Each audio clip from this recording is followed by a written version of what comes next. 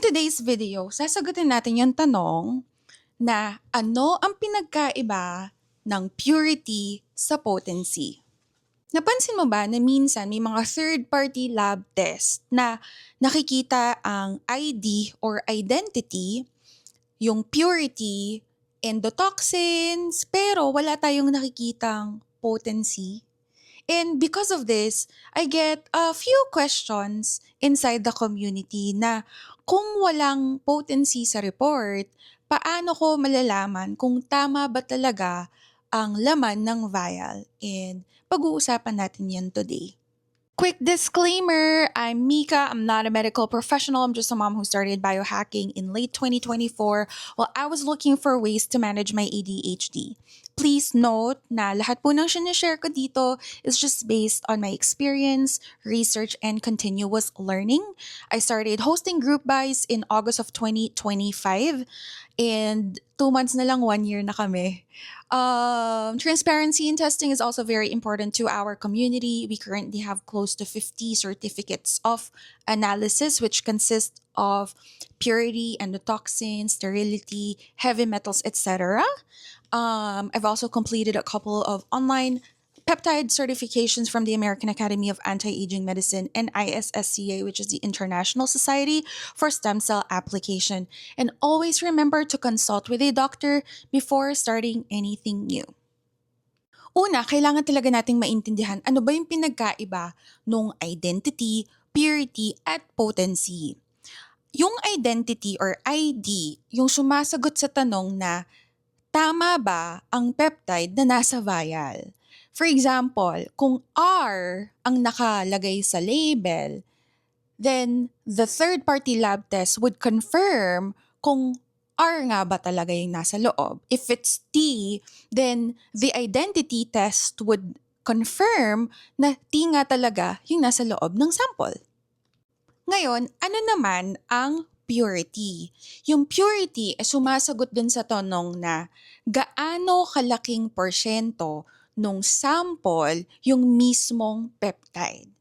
Halimbawa, kung ang purity result 99% point something, ibig sabihin 99% ng nakikita ng laboratory sa sample ay yung target peptide and may maliit na percent na impurities lang siguro or ibang compounds. Pero we have to remember na hindi ibig sabihin na kung ilang milligrams ang laman ng vial, dito na pumapasok yung potency o content assay na tinatawag.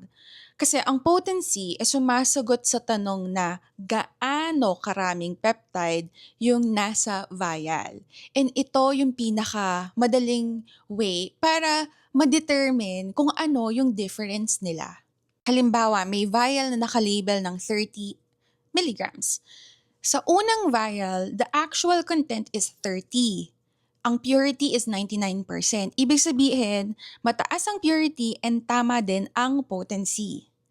Pero sa pangalawang vial, actual content is 15 mg, purity 99%, mataas pa rin ang purity dahil karamihan ng sample tamang peptide naman, pero mababa yung potency or milligrams dahil kalahati lang ng expected na 30 mg yung laman. Kaya posible sa dalawang vial, pareho silang 99% pure o purity levels niya ay 99%, pero magkaiba sila ng actual amount ng peptide sa laman nila. Ngayon, paano malalaman ng users yung potency naman?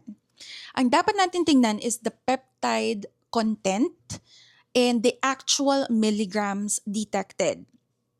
Halimbawa, kung ang vial ay labeled as 60, ito ibibase ko to sa last na pina-COA namin, yung TR60.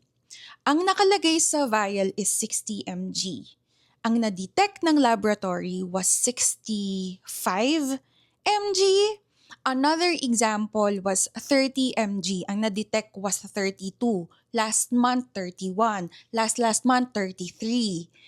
So, may mas confidence ka na tama yung dosage na nasa vial.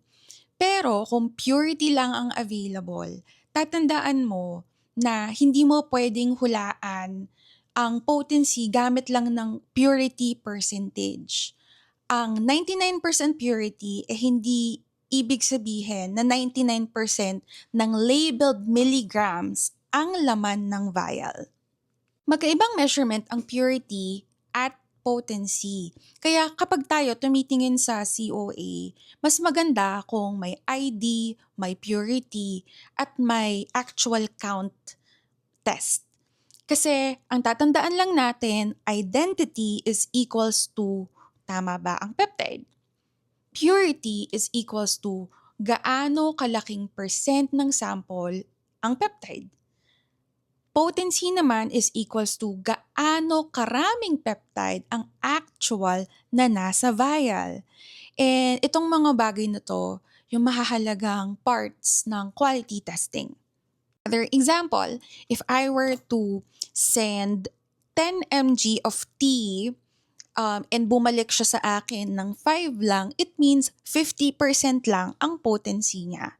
So, to make it easier to understand, the number of milligrams represents the potency.